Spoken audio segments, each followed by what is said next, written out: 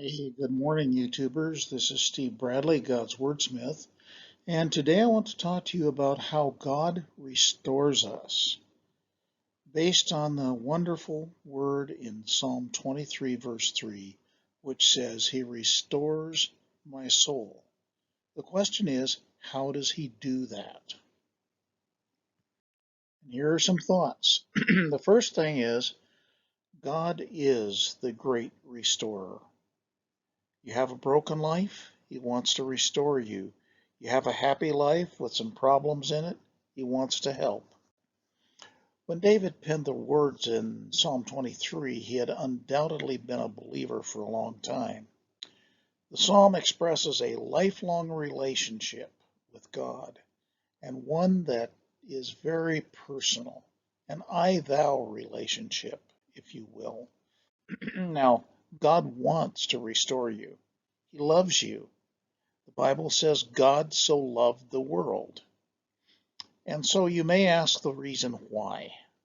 Well, I've been asked that many times, and there is no answer other than God loves you.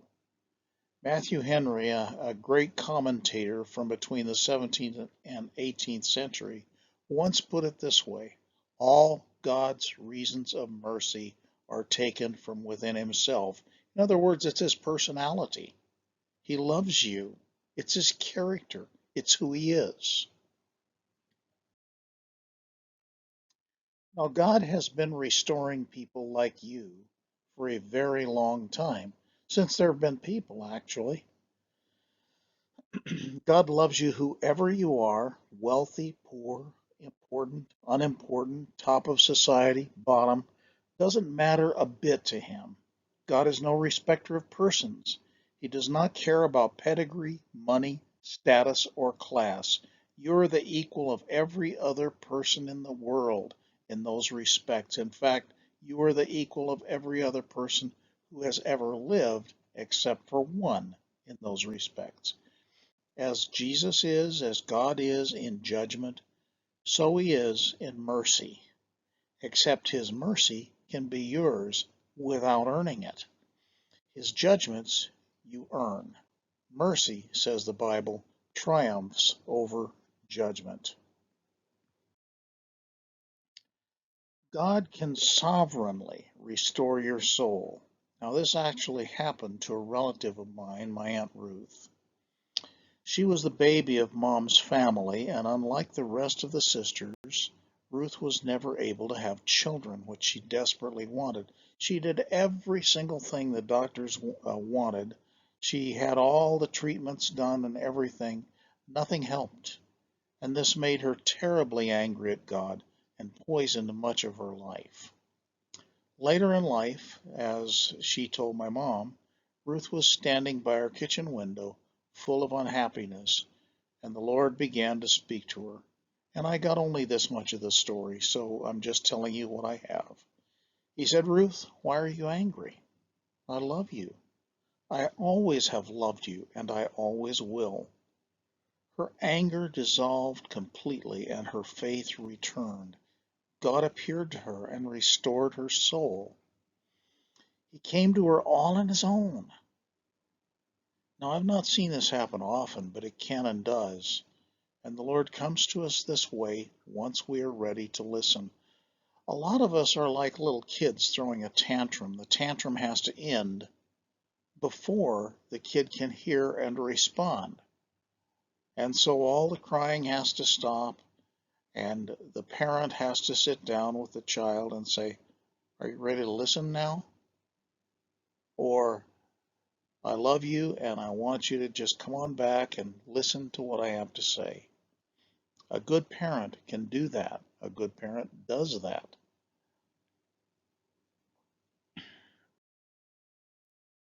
Now, on the other hand, God can use ministry to restore your soul. In Mark chapter 1, we read these words: John came baptizing in the wilderness and preaching a baptism of repentance for the remission of sins. Then all the land of Judea and those from Jerusalem went out to him and were all baptized by him in the Jordan River, confessing their sins. Now, this is not John the Apostle, this is John the Baptist, who was earlier than John the Apostle. And John the Baptist's ministry transformed the lives of thousands of people in the first century AD. John was the first revival preacher of the age, preceding Jesus by mere months, and he preached with such power that many people came to him, repented, confessed their sins, and they were baptized in the Jordan. Jesus' early disciples were first disciples of John. In other words, they became disciples of John first, and then John actually directed them to Jesus. We find this in the Gospel of John, written by a different John, by the way, in John chapter 1. The confession and baptism was the beginning of their transformation, healing, and restoration of their soul. Jesus completed it with the first disciples. And restoration of your soul generally begins with repentance, turning from sin, turning back to God, and confession. So it was with John's converts. Sometimes you seek restoration. Now, the following story is fairly long, but I'm going to read it to you because you need to see it in its entirety. So it's Luke chapter 7:36 through 50. Jesus, the sinful woman, and the Pharisee. Here it is. Then one of the Pharisees asked Jesus to eat with him. And he went to the Pharisee's house and sat down to eat. And behold, a woman in the city who was a sinner, when she knew that Jesus sat at the table in the Pharisee's house, brought an alabaster flask of fragrant oil, and stood at his feet behind him, weeping. And she began to wash his feet with her tears, and wiped them with the hair of her head. And she kissed his feet and anointed them with the fragrant oil. Now, when the Pharisee who had invited him saw this, he spoke to himself, saying, This man, if he were a prophet, would know who and what manner of woman this is, who is touching him, for she is a sinner. And I love this. It says, And Jesus answered and said to him, of course, Jesus knew what the guy was thinking. He says, Simon, I have something to say to you. So he said, Teacher, say it. There was a certain creditor who had two debtors. One owed him 500 denarii and the other 50. 500 denarii is almost 2 years' wages. And when they had nothing with which to repay, he freely forgave them both. Tell me, therefore, which one of them will love him the more? Simon answered and said, Well, I suppose the one to whom he forgave more. And he said to him, You rightly judged. Then he turned to the woman. Notice how he does this. He turned to the woman and said to Simon, You see this woman? I entered your house. You gave me no water for my feet, but she has washed my feet with her tears and wiped them with the hair of her head. You gave me no kiss, but this woman has not ceased to kiss my feet since the time I came in. You did not anoint my head with oil, but this woman has anointed my feet with fragrant oil. Therefore, I say to you, her sins, which are many, are forgiven, for she loved much. But to whom little is forgiven, the same loves little. Then he said to her, Your sins are forgiven. And those who sat at the table with him began to say to themselves, Who is this, who even forgives sins? Then he said to the woman, Your faith has saved you. Go in peace. I have some observations on this. Seeing God through Jesus Christ is always successful, but there's often opposition from religious people. They view you as worse because you need restoration, because you are a sinner. Everyone who seeks restoration is viewed as less by those who think themselves just fine. We'll discuss a little bit more about that later. Jesus ignores these self-righteous people, sees them for what they are, and accepts people who want restoration. He always does that. If you're like the Pharisee, folks, repent. You need God's help just as much as these quote-unquote sinners. Note how Jesus responds to the Pharisee.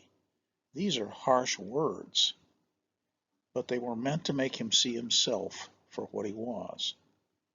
He was not a nice guy. If you need restoration, that nothing prevents you from getting it. See how determined this woman was. She breaks into the dinner party. She walks up to Jesus. She kneels down by his feet, washes them, anoints them, kisses his feet, his dirty, dirty feet, in front of everyone.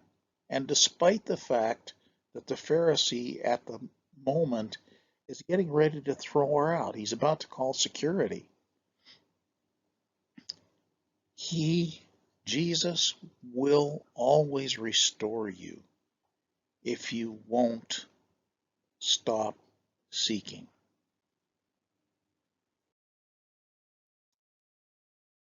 And this is from Luke 18. It says, also, he spoke this parable to some who trusted in themselves that they were righteous and despised others. Now, this is really important. Luke 18:10 and following. Two men went up to the temple to pray. One a Pharisee. He always hits the Pharisees pretty hard. And the other a tax collector. These were despised by most of Jewish society because they had partnered with the Romans to take money from the Jews.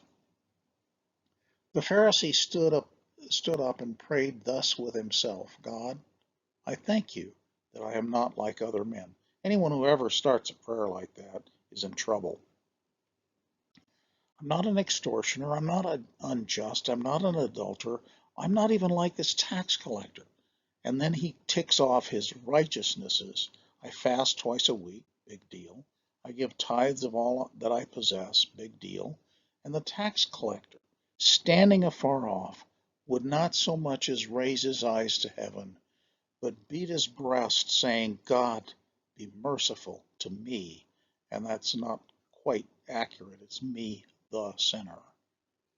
I tell you, this man went down to his house justified rather than the other, for everyone who exalts himself will be humbled, and he who humbles himself will be exalted.